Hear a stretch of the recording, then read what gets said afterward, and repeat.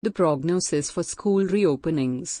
A model shows that a rise in cases in children could occur, but in-person schooling can proceed with caution. Brian Wall, Sundeep Krishna and Gautam Menon. Schools began opening in a phased manner across several Indian states on September 1. These include the states of Delhi and Uttar Pradesh. Schools for senior students have already been open for the past few weeks in a few states. Debates around when to open schools in the midst of a COVID-19 pandemic have been divisive, and not just in India. These have focused on the balance between minimizing the risk of disease for children and their family members, and maximizing in-person schooling. The arguments have largely reflected the biases of those with strongly held points of view on both sides. Mathematical models. With schools opening across India, will we observe an increase in cases in school children?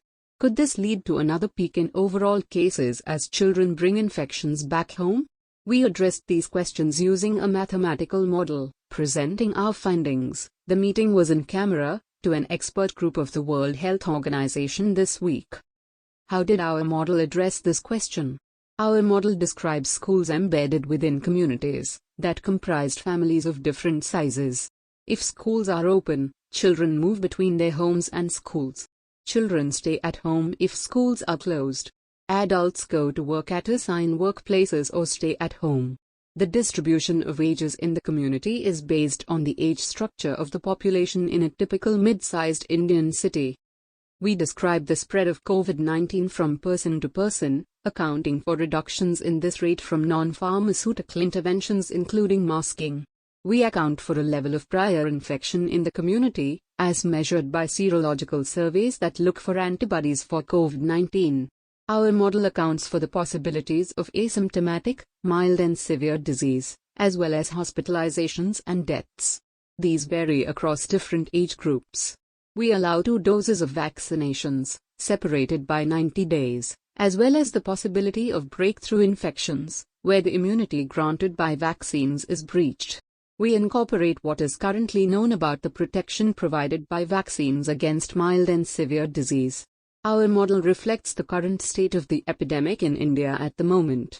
We start with children at home and then study how cases spread in children and in adults when schools open. Findings of the model. Base. Where liberalism and nationalism are placed in Asia. India and China have used the present world system to fashion their rise, with no alternative based on Asian nationalism. Liberalism and nationalism mean different things to different people, and the two concepts are often considered mutually exclusive. Over 70 years after Indian independence, it is worth recalling that the British claimed that their empire rested on liberal foundations, and the transfer of power to nationalists evidenced this claim. But liberalism often clashed with anti-colonial nationalism. The greatest material support to anti-colonial movements during the Cold War came from the illiberal Soviet Union. A cause of war.